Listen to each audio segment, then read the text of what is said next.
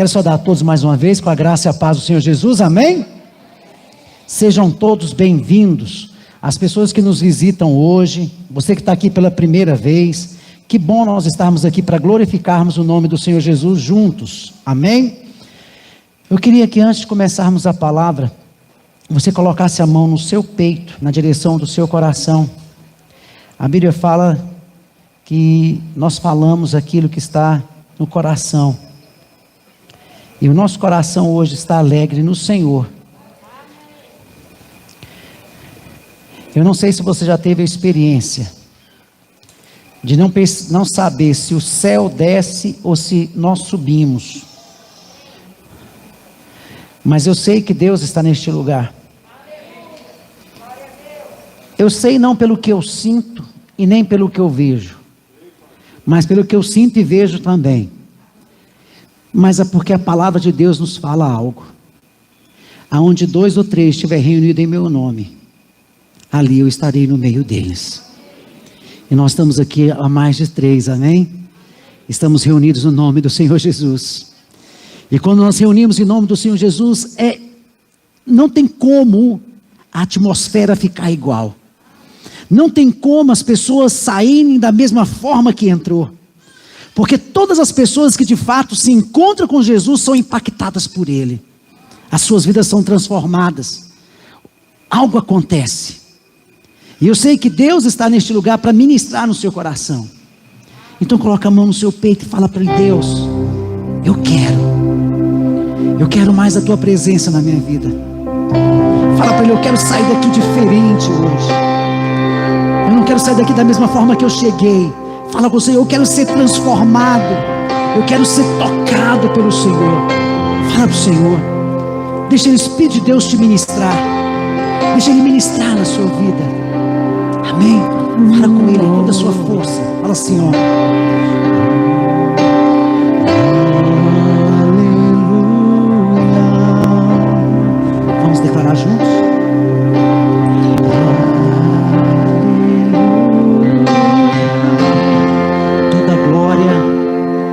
Toda glória e honra a Ti.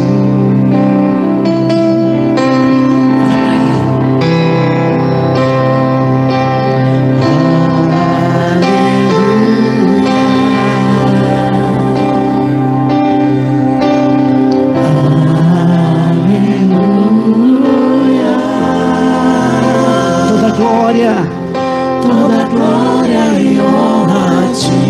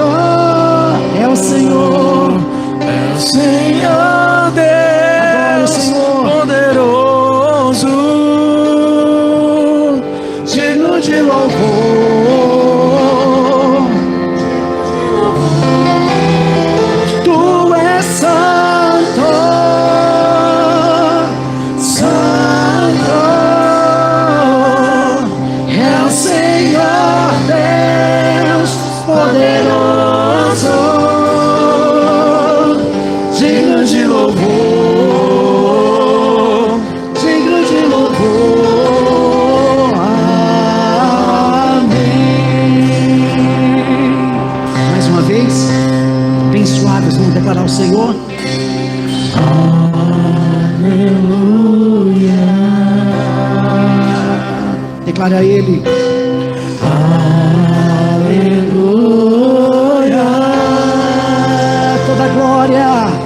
Toda glória e honra a Ti. Te adoramos, Senhor. Aleluia.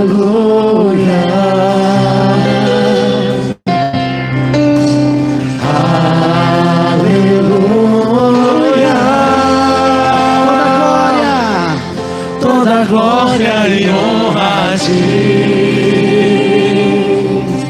Toda a igreja declarando juntos, aleluia. Aleluia. 「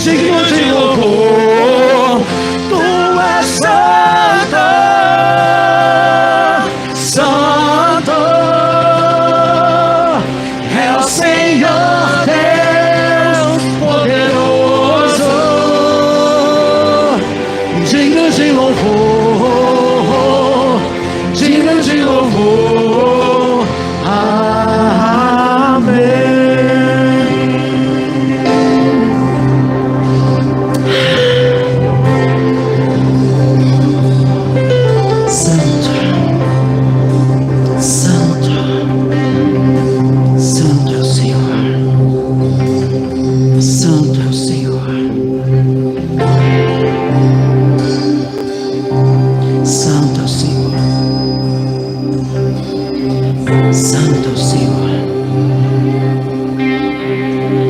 Ele está aqui. Ele está aqui. Ele está aqui.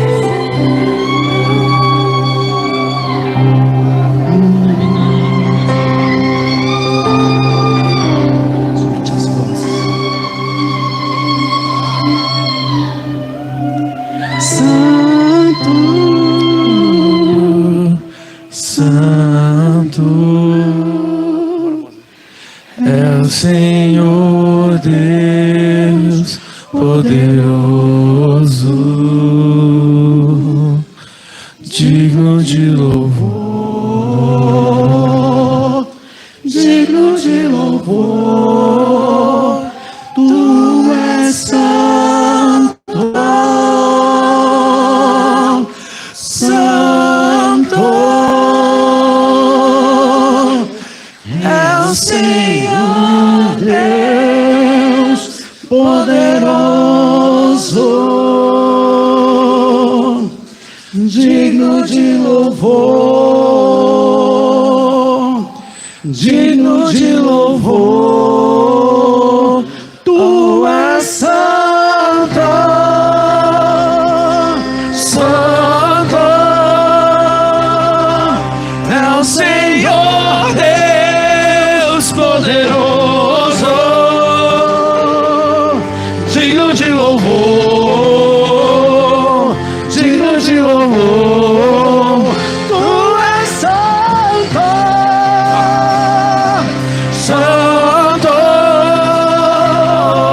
é o Senhor Deus poderoso, digno de louvor, digno de louvor.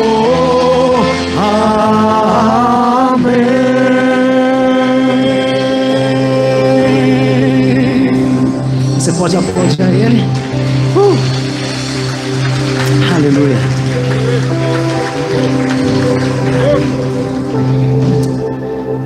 Você já parou para pensar por que o Espírito Santo habita em nós?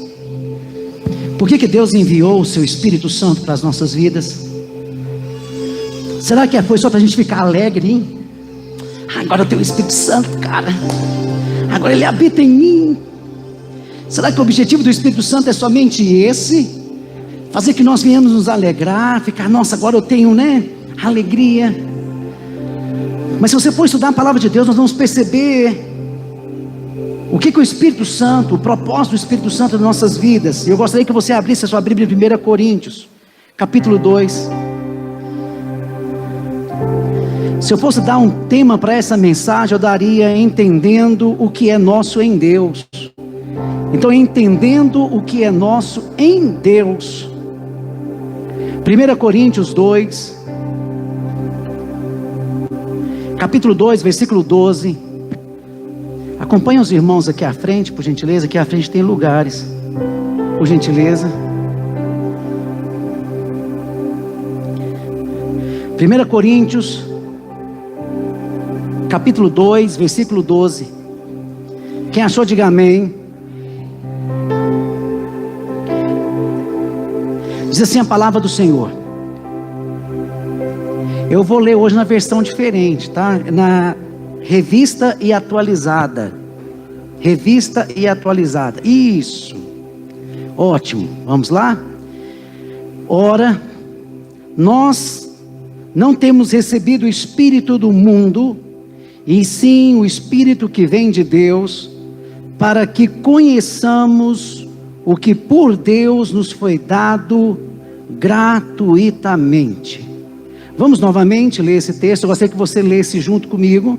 Vamos ver o que está dizendo. Vamos lá todos juntos, novamente, versículo 12. Vamos lá, todos juntos.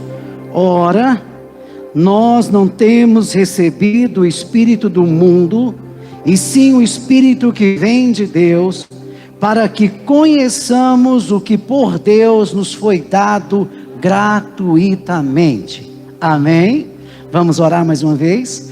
Glorificado seja o teu nome. Obrigado pela tua presença. Tu és um Deus bom, tu és um Deus bom, tu és um Deus bom. A tua fidelidade dura para todo sempre. Obrigado pelo teu cuidado, obrigado pelo teu zelo, obrigado porque o Senhor está conosco, fala conosco através da tua palavra. Nós oramos em nome de Jesus, amém e amém. Entendendo o que é nosso em Deus. Primeiramente nesse texto eu posso destacar duas coisas. E está bem evidente, está bem claro o que eu posso destacar. Primeiro, o apóstolo Paulo destaca aqui que nós recebemos o Espírito que vem de Deus. Todos concordam disso? Amém?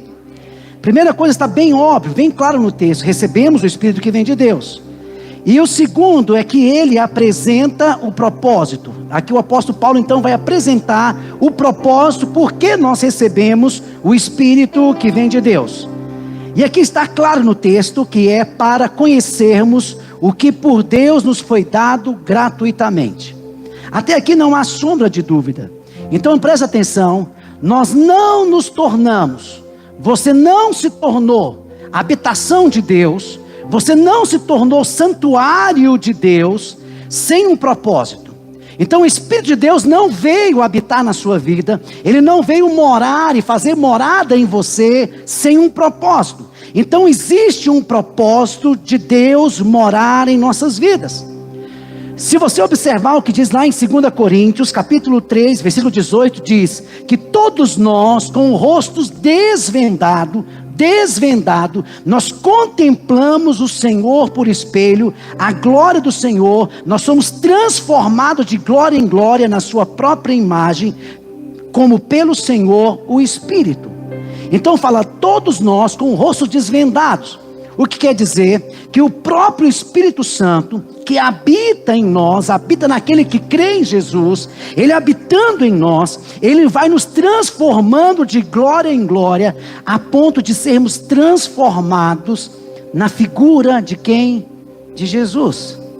Ao ponto que as pessoas vão olhar para você e falar assim, cara, você tem a imagem, tem alguma coisa em você que me lembra alguém. Tem alguma coisa em você que me lembra algo. O seu falar é o falar dele. O seu andar é o andar dele. O seu abraçar é o abraçar dele. Ao ponto que nós começamos a tornar o Cristo em carne. O Cristo em carne é aquele que abraça, aquele que acolhe, aquele que estende a mão. Onde você pode olhar para o irmão que está do seu lado e dizer para ele, ei, você não está só. Cristo está em mim e eu te acolho. Você pode dar uma olhada para o irmão do seu lado, se é da mesma família, fala, receba o abraço de Jesus. Dá um abraço assim, receba o abraço de Jesus. Ele te acolhe nessa noite. Ele te acolhe nessa noite. Então somos transformados de glória em glória. E porque somos transformados de glória em glória, nós vamos nos parecendo cada dia mais com o Senhor Jesus. Eu posso ouvir um amém? Então a partir do momento que nós nos convertemos, como diz a palavra lá em 2 Coríntios 5,17, nós agora passamos a ser uma nova criatura.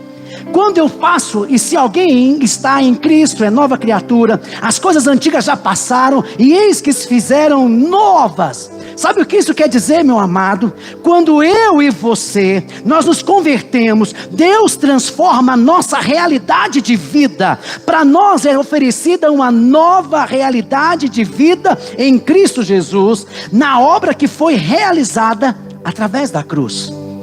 Então agora a minha vida é transformada. O meu andar, o meu viver, o meu falar, o meu agir é transformado. Agora eu tenho uma nova vida. E a vida que habita em mim é o próprio Cristo Jesus na minha vida. Por isso, amado, eu preciso entender algo. Eu tenho que entender que tudo aquilo que foi liberado por Jesus na cruz é nosso agora. É direito nosso. Quando eu me converti, tem um pouquinho de tempo, tinha uma canção que nós cantávamos muitos aqui, fala, tudo que Jesus conquistou na cruz é direito nosso, é nossa herança. Mas olha para mim, eu posso entender isso, eu posso ouvir isso, mas eu não posso viver isso. Na minha conversão eu li vários livros além da Bíblia, até hoje eu gosto de ler vários livros. Mas tem um livro que me chamou muita atenção, não sei se você leu, e eu quero até indicar para a leitura. O nome desse livro era, ou é, O Nome de Jesus. Alguém já leu esse livro? Tremendo, não é?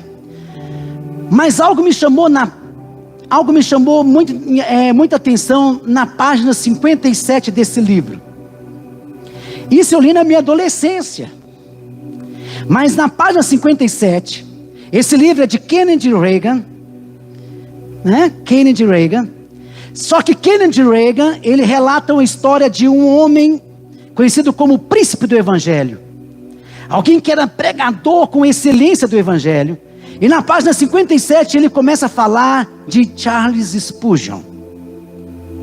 Dizia que Charles Spurgeon, ele foi visitar então uma senhora que estava acamada. Essa senhora estava desidratada. Ela estava passando fome por 10 anos da sua vida.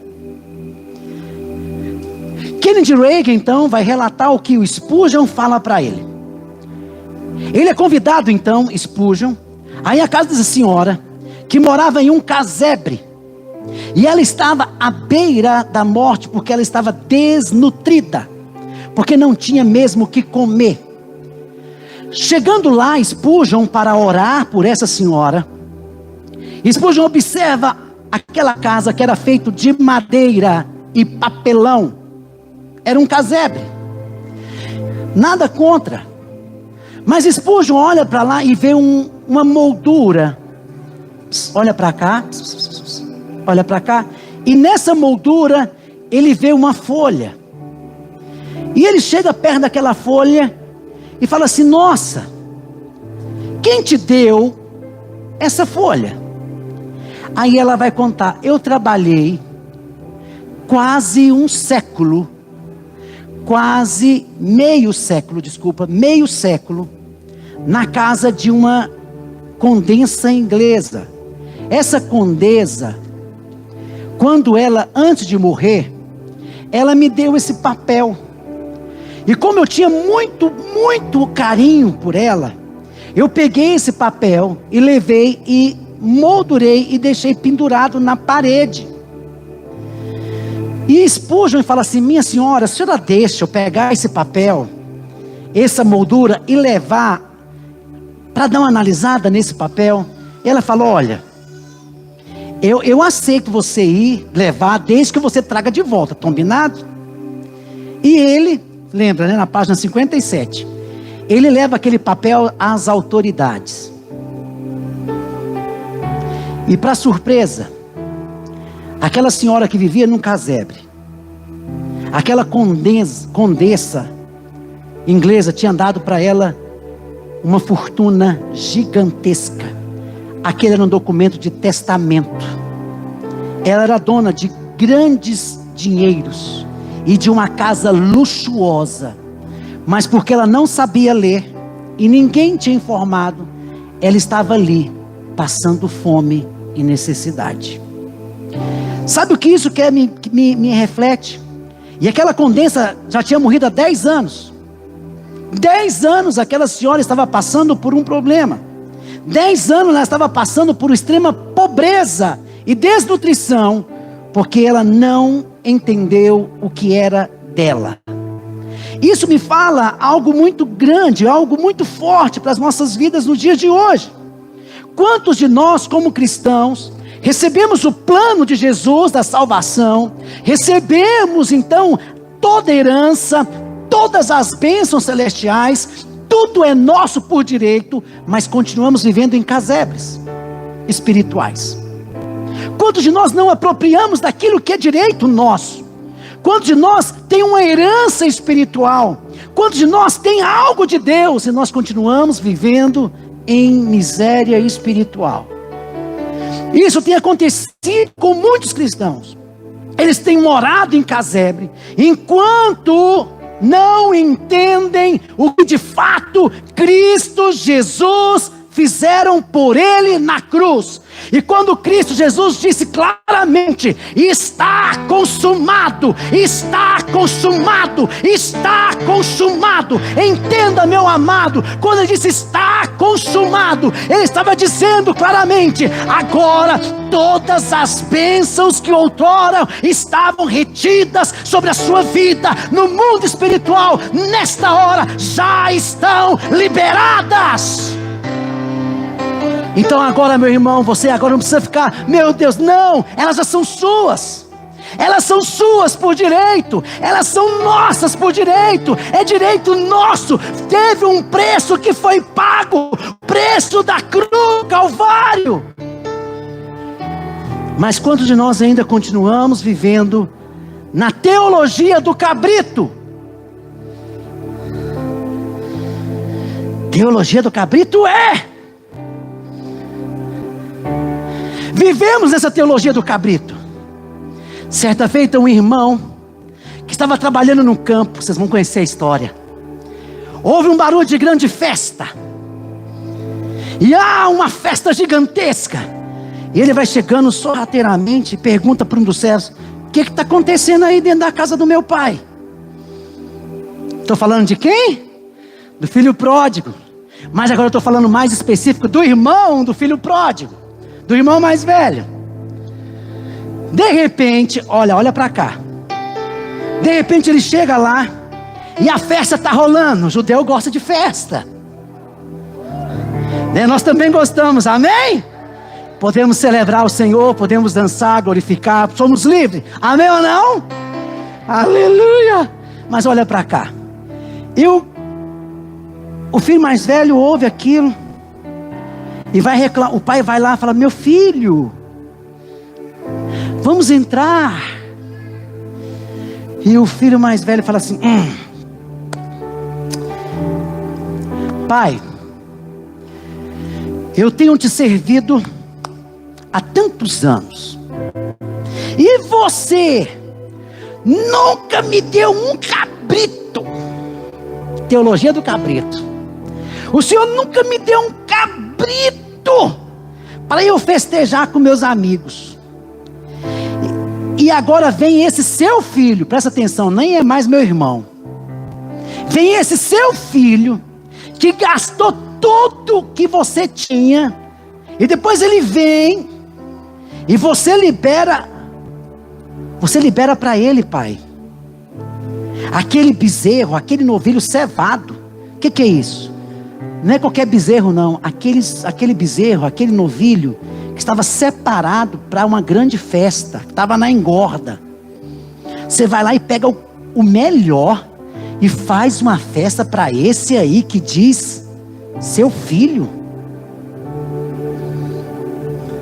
Naquele momento que ele está reclamando, o pai olha para ele e fala: meu filho, até agora você não entendeu nada. Está vendo todos esses cabritos aqui? Está vendo todos esses gados? Está vendo tudo que está aqui? Tudo isso aí é teu. Você podia ter matado quanto cabrito você quisesse, feito churrasco tanto que você quisesse com seus amigos. Tudo que é meu filho, é teu. Basta você querer usar. É seu. Vai lá e pega. Faz quanto churrasco você quiser. Mas aí vivemos a teologia do cabrito. Deus não se importa comigo. Deus não atende o meu clamor. Oh Deus, olha para mim. Quando nos relacionamos com Deus, só relacionamos o quê? Pedindo. Imagina você relacionando com alguém que só pede coisa para você. Já parou para pensar isso? Alguém quando chega perto de você é o pidão. Só chega pedindo. Irmão, se uma pessoa chega em mim e só começa a pedir, não é muito estranho? Você podia me fazer um favor? Não tem mais nada, não tem comunhão, não tem alegria. É só pedindo favores. Mas tem muitos cristãos que só relacionam com Deus o quê? Pedindo. Não relaciona com Deus no relacionamento de pai para filho, de filho para pai, porque eles acham que ser filho é só pedir, pedir, pedir. Mas Deus quer te mostrar além disso. Ele quer te mostrar para você: chega de cabritice, tudo que eu tenho é teu. É teu. vai lá e pega, faz o churrasco com seus amigos, aproveita, porque eu sou Deus bom, o melhor eu já dei, eu já entreguei, que foi o meu filho, por amar a você, e entenda, então todas as demais coisas agora vos serão acrescentadas, mas basta você o quê? Pegar elas e vai, usa, apropria dela, porque ela já é sua. Eu posso ouvir um amém? Então fala para o seu irmão, chega de cabritice. Aleluia. Então, amados, presta atenção. Eu preciso então conhecer o que é o nosso. Quando eu conheço o que é meu, isso é importantíssimo. Quando eu entendo que o meu pai me ama, apesar de qualquer coisa, meu pai me ama, e eu tenho um papai que cuida de mim, é diferente. Mas é tão interessante que agora o apóstolo Paulo vai falar então que existem pessoas que vivem na ignorância. E isso é muito sério, a ignorância. Porque a ignorância ou a falta de conhecimento faz as pessoas serem destruídas. Fazem ela andar sem ter então o chamado conhecimento. Mas presta atenção, eu tenho que entender de forma específica aquilo que nós temos recebido de Deus. Tanto o conhecimento como a ignorância vai afetar as nossas vidas diretamente. E entenda, o povo de Deus tem sido destruído porque lhe falta o quê? Conhecimento. Oséias 4:6 diz isso claramente. Presta atenção, o meu povo está sendo destruído porque lhe falta o conhecimento. O meu povo está sendo destruído porque lhe falta o conhecimento. Presta atenção, a falta de conhecimento das verdades no reino de Deus, dos princípios que regem o reino espiritual, no que diz respeito à nossa identidade em Cristo Jesus, aquilo que nós somos em Cristo Jesus, tem nos mantido em terreno, sabe o quê? De falta de experiência com Deus, de intimidade com o papai, de relacionamento com o papai. E essa falta de conhecimento tem nos feito sofrer vários danos. Jesus disse claramente lá em João 8:32: conhecereis a verdade, e a verdade vos libertará. Deixa aí. Tem muita gente que fala assim: então eu tenho que conhecer a verdade. Não, então é a verdade que liberta. Presta atenção. Tem muita gente que ouve a verdade, mas ainda não é liberto, porque não conhecem a verdade. Uma coisa é ouvir sobre a verdade, uma coisa é você ter experiência com a verdade. Jesus foi enfático: você tem que conhecer a verdade. Não é por experimento de outros, não é por ouvir outros. Você tem que buscar o conhecimento da verdade. E a partir do momento que você ter o conhecimento da verdade, ela vai te libertar. Ele está dizendo então claramente: olha, existem pessoas que não têm o conhecimento, não têm a revelação da verdade. Entende o que eu estou falando, meu irmão? Tem pessoas que vivem a teoria, mas não têm experiência na prática. Tem pessoas que ainda não têm esse conhecimento de vivência em Cristo Jesus. E entenda algo, ei, olha para cá. Deus enviou o seu próprio Espírito Santo para habitar em nós, para conhecermos de fato o que é essa verdade. E a partir do momento que conhecermos de fato quem é essa verdade e o que é essa verdade, seremos de fato libertos. Eu posso ouvir um glória a Deus? Então, o conhecimento da verdade. Então, se eu conheço de fato a verdade, ela vai de fato me libertar. Então o Espírito Santo, ele habita em nós. Então existe uma ignorância de não ter conhecimento de nada. Eu sou ignorante, não tenho conhecimento. Mas existem as pessoas que têm outro tipo de conhecimento. O conhecimento natural e o conhecimento espiritual. E é isso aqui que o apóstolo Paulo está falando para esses irmãos. Se você abrir a sua Bíblia lá em 1 Coríntios 1, a partir do versículo 18, vai dizer algo interessante. 1:18. O apóstolo Paulo vai falar assim. Olha, presta atenção. Eu vou explicar o contexto para vocês desses versículos. 1:18. Certamente, a palavra da cruz é loucura para os que perdem, para os que se perdem. Olha o que está dizendo. Mas para nós que somos salvos, é poder de Deus. Pois está escrito: destruirei a sabedoria dos sábios e aniquilarei a inteligência dos instruídos. Onde está o sábio? Ele pergunta. Onde está o escriba? Onde o inquiridor deste século? Porventura não tornou Deus louca a sabedoria do mundo? E continua. Visto como na sabedoria de Deus o mundo não o conheceu por sua própria sabedoria, aprouve Deus salvar os que creem pela loucura da pregação. Presta atenção, loucura da pregação. E continua 22.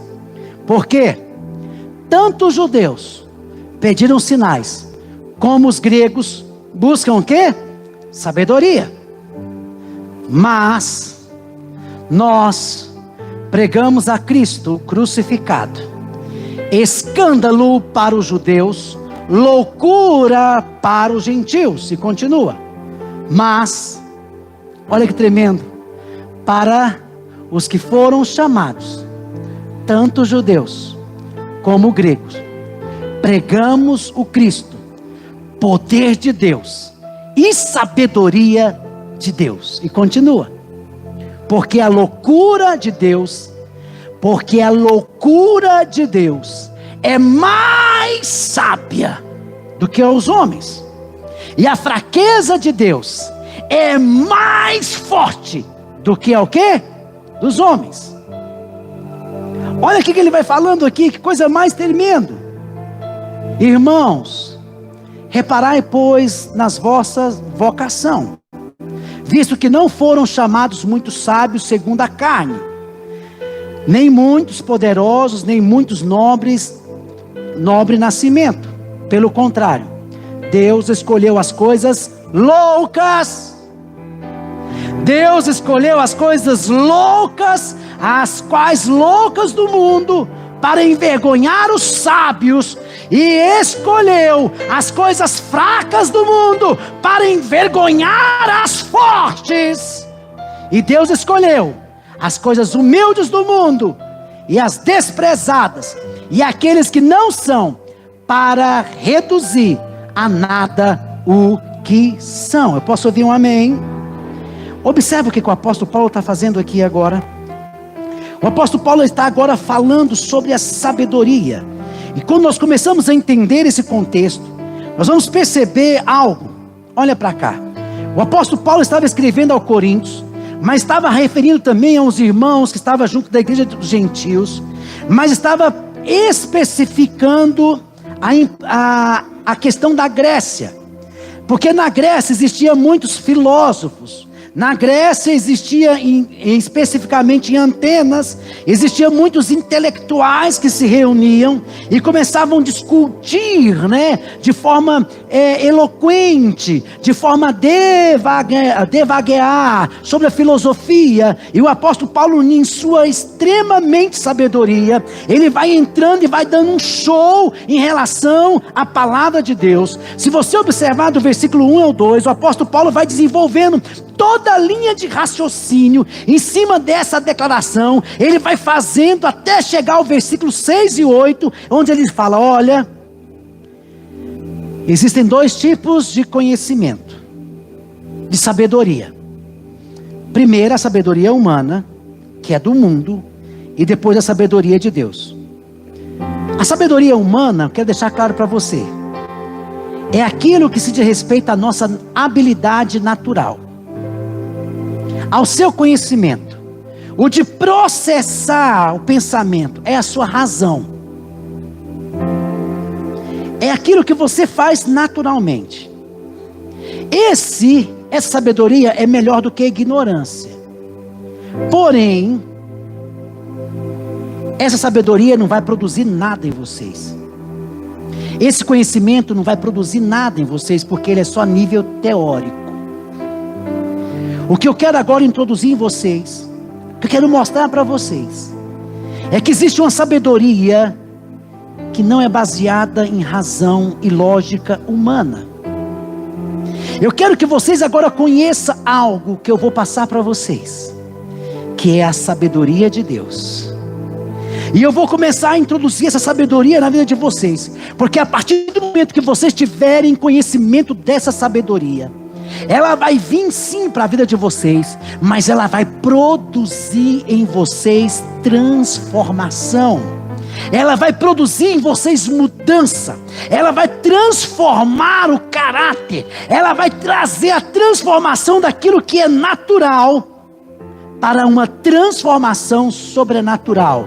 Então a sabedoria humana não é capaz de transformar o homem, não é capaz de mudar caráter, mas a sabedoria que eu quero vos apresentar, essa vem de Deus, e ela pode mudar a sua vida, ela pode fazer você algo novo, algo diferente. Ela pega você que se sente tudo, coloca você embaixo, e faz aqueles que estão embaixo sentirem tudo. Esse é o Deus que eu quero vos apresentar, a sabedoria divina. E ele continua: essa sabedoria transforma o mundo. E eu quero te perguntar, uma vez Jesus, reunido com os seus discípulos, Jesus faz uma pergunta para os seus discípulos: quem diz os homens ser o filho do homem? E os discípulos começam a responder. Uns dizem ser Elias, outros dizem ser João Batista, outros dizem ser um profeta encarnado.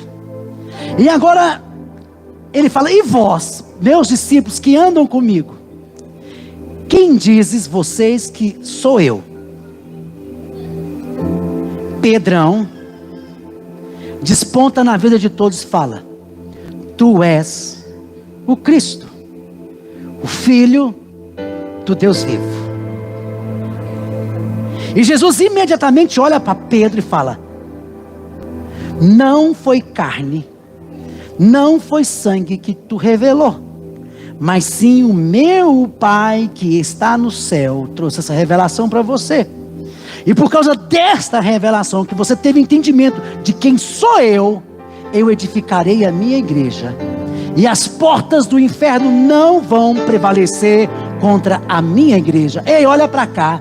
Existem muitas igrejas que podem ser de homens, mas Jesus fala: eu vim edificar a minha igreja. Entenda algo, essa coisa de falar assim: Jesus não veio estabelecer a igreja. Veio sim, ele veio estabelecer a igreja dele, e ele disse que a minha igreja, as portas do inferno não vão prevalecer contra ela. A igreja que é de Jesus, o inferno não prevalece contra ela. Entenda, nós somos a igreja do Senhor Jesus. Isso quer dizer que existiriam muitas igrejas, muitas pessoas achariam dono de igreja, mas Deus fala: a minha igreja, as portas do inferno não prevalecerão contra ela, da minha igreja. Sabe, amados, o Espírito de Deus tem trabalhado no meu coração sobre, principalmente nessas orações que nós temos tido. Dia 12 agora, coloca na sua agenda, dia 12/12, nós teremos 6 horas de adoração e intercessão aqui na igreja. Vai começar às 18 horas e vai acabar meia-noite, dia 12/12. Vem estar conosco orando. Vem estar conosco adorando. Vem estar conosco humilhando na presença do Senhor. Porque no seu tempo oportuno Deus nos exaltará. Dia 12/12, coloca na sua agenda. Deus tem queimado algo no meu coração. Porque muitas pessoas têm vivido e têm lido a palavra por meio intelectualmente. Por meio de razão apenas. E Deus falou assim para mim, interessante, olha para cá. Deus não fala muito comigo quando eu estou lendo a palavra. Impressionante, porque a palavra já está falando comigo. Mas Deus fala comigo quando eu estou em oração. E as primeiras meia hora de oração, meu irmão, é nada ainda. É ali que está começando a sair da terra. É aquela meia hora. Então meia hora, não é nada. Depois de meia hora o tempo vai ficando bom. Quando dá uma hora, aí o papai fala assim: agora chegou minha hora de falar com você. E eu falo: então estou aqui. E ele fala assim: Josimar, a voz dele é linda. E eu falo: estou aqui, papai. Sabe aquela passagem de 1 Coríntios? Olha que lindo. Sabe aquela passagem de 1 Coríntios 2? Aí eu queria que vocês olhassem, irmão. Versículo 9. E eu falo: sim, papai. Mas como está escrito: nem olhos viram, nem ouvidos ouviram, nem jamais penetrou em coração humano o que Deus tem preparado àqueles que o amam. Parou, volta, fica aí. Eu falei: aleluia. Oh pai, obrigado. Aí ele falou assim: agora eu quero que você entenda o que o apóstolo Paulo estava dizendo. Eu falei: não, papai, está claro. Ele falou: entenda que o apóstolo Paulo, inspirado pelo meu espírito, estava dizendo. E eu falei: então vamos lá. Aquilo que olhos não viram, nem ouvidos ouviram, nem jamais penetrou no coração humano. E ele trouxe a palavra da seguinte forma: aquilo que vem por vias naturais do conhecimento humano. Agora o meu espírito vai te revelar. Então, não são os olhos, não são ouvidos, não é o coração humano que vai te revelar. Agora, através do meu espírito, eu vou trazer a revelação para você. Porque a maioria dos cristãos olha para isso como está falando do céu, da coisa que você vai receber no céu. E não é. Eu não estou falando das coisas do céu. Eu estou falando agora de coisas que vocês vão experimentar aqui na terra, a minha plenitude completa. Vocês vão ter revelação de fato quem eu sou, porque a minha vontade é que os céus se encontrem com a terra, para que o meu reino venha, conforme no céu seja na terra. O meu reino vai descer e vocês vão experimentar o meu reino na terra. O reino dele vai ser através de você e de mim, aqui na terra. Não é isso que nós oramos? Pai nosso que estás no céu, santificado seja o teu nome. Venha a nós, venha a nós, venha a nós. Fala ao seu irmão: venha a nós o teu reino. Vocês estão entendendo o que ele está dizendo? Vocês ainda estão olhando por olhos naturais. Vocês ainda estão querendo ver com os olhos humanos. Vocês estão querendo ouvir com ouvidos humanos. Mas eu quero falar para vocês que o meu reino virá e se manifestará através da vida de vocês. O meu reino virá e se manifestará através da vida de vocês. No versículo 10 diz assim: mas Deus Olha o que está dizendo. Nola revelou pelo Espírito. Olha, aquilo que olhos não podem ver, aquilo que ouvidos não podem ouvir, aquilo que jamais penetrou no coração do homem, não é na glória lá no céu, não, é aqui na terra. Fala, Deus revelou-nos através do seu Espírito que habita em mim, que habita em você. Aquilo que eu não posso ver, aquilo que eu não posso mesmo, nem meu coração pode perceber, Deus agora, enviando o seu Espírito, revela para nós qual é a plena vontade dele. Porque o Espírito, observa, porque o Espírito a todas as coisas prescruta, até mesmo as profundezas de Deus.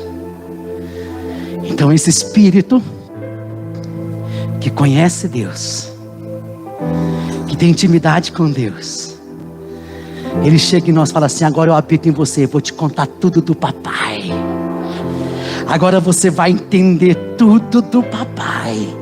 Porque você não consegue ver naturalmente, você não consegue ouvir naturalmente, você não consegue sentir naturalmente, mas agora eu vou te mostrar espiritualmente. Aí sabe o que começa a dizer? Sabe o que começa a dizer? Vem neste ambiente, enche este lugar.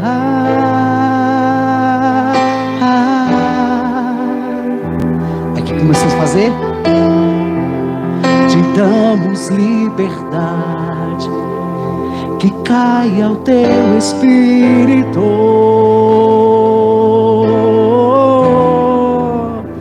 Fala para ele. Enche, fala. Enche este ambiente, enche este lugar.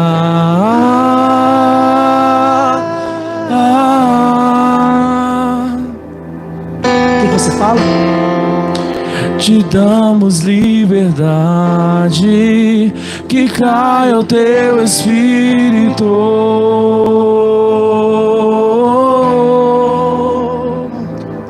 Vem fazer o que nenhum homem fez, vem fazer o que a história nunca viu, vem cumprir o descrito em Joel.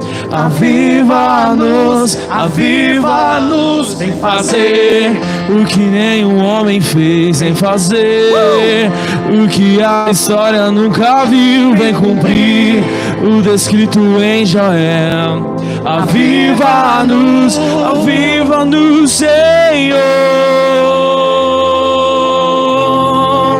Amém? Tá queimando aí não? Queimando aí ainda não?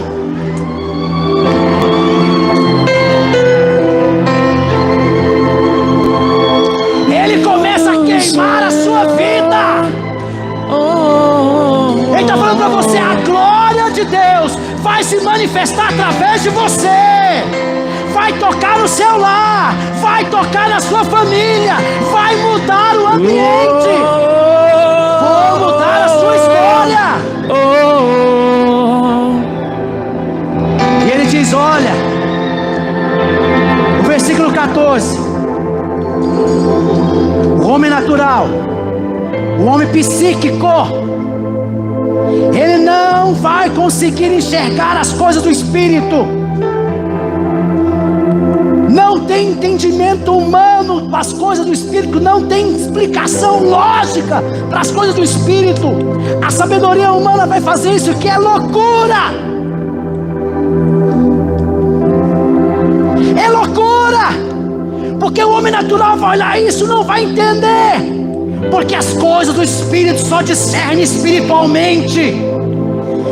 Deus está falando para nós hoje neste lugar: eu estou levando vocês ao nível espiritual. Eu estou levando vocês hoje ao nível espiritual. Aviva-nos, vem fazer o que não há como. Não há como, presta atenção, as coisas de Deus serem feitas se não for por revelação. E o versículo 15 e 16 diz algo tremendo. Porém, um homem espiritual, porém, o homem espiritual julga. O que é julga? Ele discerne. O homem espiritual, ele olha para as coisas e fala: não, aquilo ali pode ser loucura para os olhos do homem, mas aquilo ali é poder de Deus para aqueles que creem. E o apóstolo Paulo fala claramente: eu não estou pregando para vocês com persuasão, eu não estou pregando com vocês linguagem persuasiva de sabedoria e demonstração humana. Eu estou pregando para vocês nessa noite, irmãos, com espírito e com poder de revelação. Porque o homem espiritual discerne todas as coisas, mas ele mesmo muitas vezes não se faz discernido pelo homem. O apóstolo Paulo vai e fecha: pois quem conheceu a mente do Senhor possa instruir? Fala comigo. Nós porém temos a mente de Cristo. Fala comigo. Nós porém temos a mente de Cristo. Temos a mente de Cristo. Temos a mente de Cristo. Temos a mente de Cristo. Olha para mim. Isso nos requer responsabilidade. Primeira responsabilidade: oração. Ore, meu irmão. Ore. Quanto mais oração, melhor. Ore. Não ore só: Pai, obrigado por esse dia, não. Fala: Deus, eu vou ajoelhar aqui, eu vou ficar aqui. Enquanto o Senhor não falar comigo, eu não vou levantar daqui. Porque a oração é um diálogo. Então fala comigo, papai, eu estou aqui para te ouvir. Tem alguém que está ansioso, desejoso para falar contigo. Tem alguém que está com o coração ali doidinho para falar contigo, e é o seu papai. Ele está falando para você hoje: olha, eu estava ansioso, desejoso em ouvir você, em falar com você, porque a sua história eu vou mudar. Eu conheço você, você é meu, tudo que eu tenho é teu. Chega! Tudo que eu tenho é teu, mas tenha um compromisso com oração. Segundo, tenha compromisso com leitura da Bíblia. Leia a Bíblia. Leia a Bíblia. O Espírito só pode trabalhar em nós aquilo que nós temos conhecimento da Bíblia. Ele vai falar com você aonde está na Bíblia, porque o Espírito Santo não é incoerente. Ele vai falar a Bíblia. Ele vai ministrar você na Bíblia. Por isso que você tem que ler a Bíblia. Leia a Bíblia. Leia a Bíblia. Jeremias 33:3. Só para a gente estar finalizando. Olha o que ele diz lá. Jeremias 33:3.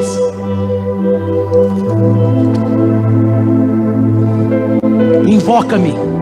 Oração. Mas quando você me invocar, eu vou te responder. Yes! Mas eu não quero só te responder. Eu vou bater um papo com você legal. E nesse papo eu vou te anunciar coisas grandes e ocultas que você ainda não sabe. Yes! Eu quero falar com você através da oração. Eu quero te mostrar quem eu sou para você através da oração. Busque minha oração. E a terceira responsabilidade: ora em línguas. A oração em língua não é dom. Se você tem dúvida ainda que oração em língua é dom, não. Procure lá nas pregações, oração em língua que eu já fiz. Oração em língua é para aqueles que creem em Jesus. Então tem gente que foi pedindo: Senhor, me dá o dom de orar em língua. Aí eu te pergunto: você crê em Jesus? Você crê em Jesus? Você crê em Jesus? Então você pode orar em língua agora. É para aqueles que creem. Aqueles que creem em Jesus orarão em outras línguas. Ah, mas eu tenho que ser batizado. Não tem que ser batizado. Ah, não tem que fazer nada. É crer em Jesus e orar em outra língua. A língua é uma linguagem de oração espiritual para aqueles que creem em Jesus. E peça para Deus abrir os seus olhos de entendimento.